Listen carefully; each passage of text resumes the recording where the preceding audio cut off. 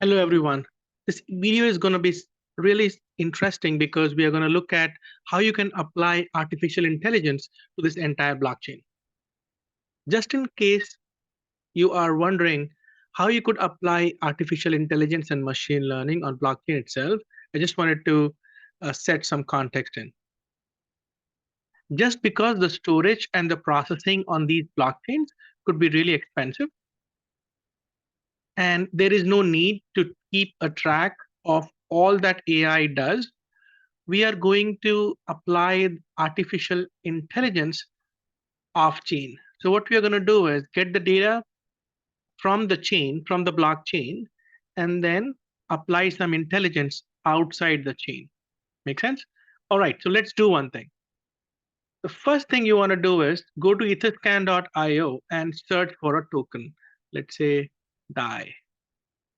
If you look at this token, if you scroll down under the holders section, you're going to see almost 500,000 holders of this token. This is a good token, right? Because I know that almost 100,000 holders are holding this token.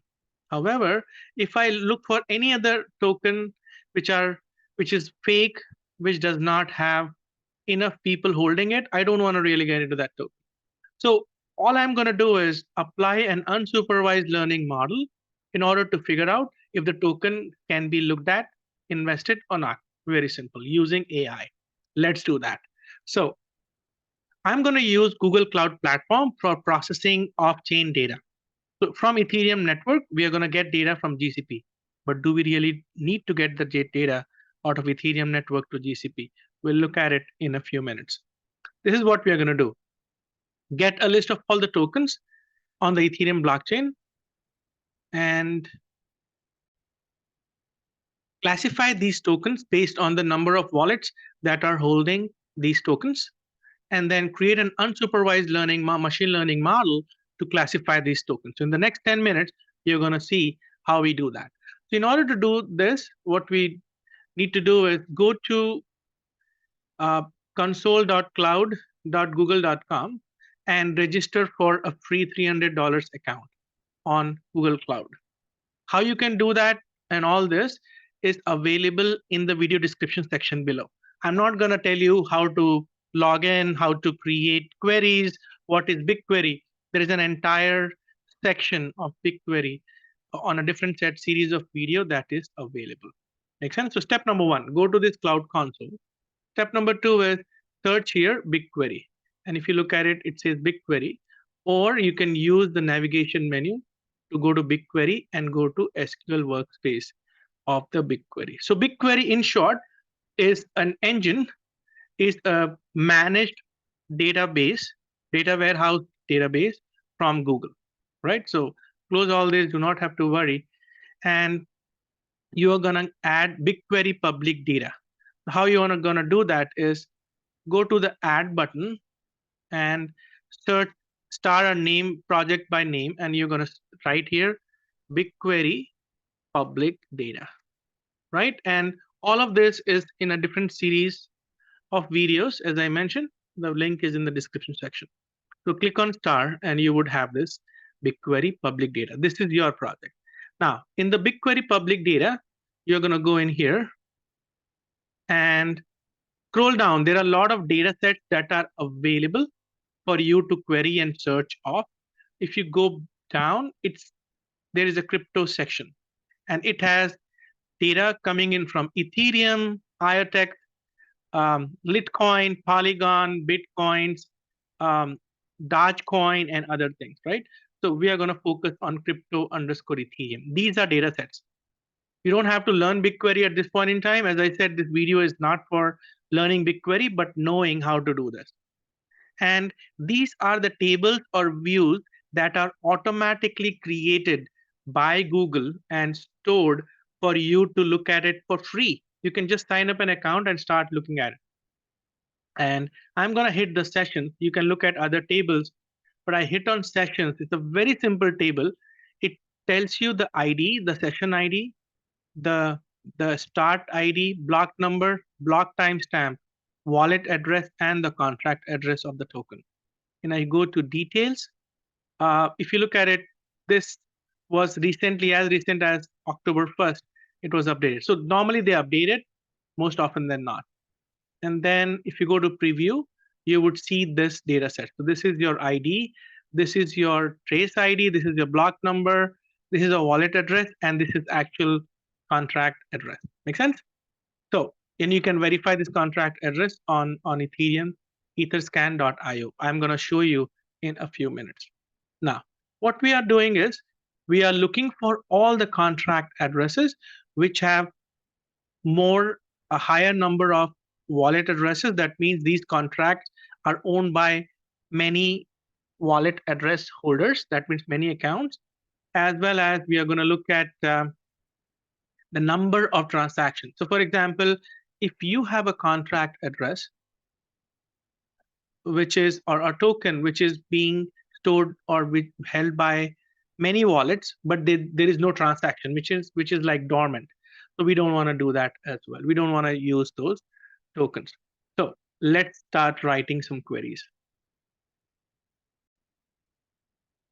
I'm going to go to editor and type this query. And all of these queries are available in the GitHub link in the video description section below. So the following query gets the token contract addresses and shows the data by wallet address counts and transaction count. So contract address, count of distinct wallet address, and ID as session count. I don't want to explain the SQL, but this is how it looks like. And if I run it, it will tell me the top 10,000 contracts. So I'm looking at top 10,000 tokens that are available on Ethereum and how the data looks, right? Like how the contracts are held and how many transactions run on those contracts. Now, this is a huge data set. As I mentioned here, if you go to details, you look at almost more than a billion transactions, 1.1 billion transactions or 1.2 billion transactions with almost 236 gigabytes of data. So imagine that, right? So I'm running here and there you go. The query has completed and you see these contracts. This is the top used or saved contract. Now I take this, go to etherscan.io, and you would see that this token is look at that. This is USD Tether, right? So this is great. Let's look at the second one. This is the contract. I go in here, look for the second one. Look at these. These are like real contract. This is Coinbase, right? These transactions are coming from the Coinbase. All right. So let's look at these addresses now. I can go look at the third one as well, and this should be a different contract, right? So there you go. So this is USDC. So USDC is the third largest held as per the data. Make sense? So these are the number of contracts, almost 6.9 million accounts that are holding this contract. Okay, now let's go back and start running some machine learning algorithm. This is the machine learning model that you're going to create. I'm using KNN, K nearest neighbors model. If you look at it, this is the model here. So recreate or replace model, and these are my hyperparameters. So if you are very familiar with AI, you'll be able to recognize it. If not, then I will paste another video link of all the AI models that you can build. So create or replace ml.token. This is the model that I'm going to create. Yes, Google BigQuery supports machine learning models being created on SQL. So when you run this, it'll show you that it's gonna process 98 gigs of data. It's gonna take some time. The video is gonna be too much long. So what I did was I already created this contract under QuickLabs here. So I created new data set and I created ML. So this data set, you can name your data set, right? So you can create like this, and a data set would appear as you are seeing here, ML. And under ML, you would see under models, token cluster model already created. Now, this model is going to classify clusters based on the number of wallet addresses stored. You can also create a model based on the number of transactions. But just to make the thing simple, I've created only a model based on the wallet transaction. Next, I'm going to do a little predictions. So using the ml.predict, which is this one, it can predict which contract will have what kind of address, right? What kind of classification. So I am going to create and store these predictions in a table. So I'll do it one more time. This query, select star except nearest centroid distance from ml.predict. This is going to predict the data, the contract address belongs to what kind of centroid, right? And if you're familiar with KNN, it has centroid, the number of centroids, the number of clusters. I'm going to do it as 5. It's going to take some time for you to understand if you're coming in new for in the AI world, ML world, right? And then I say create or replace table. So what I did was I created a table like this, and I have the centroid, that means classification.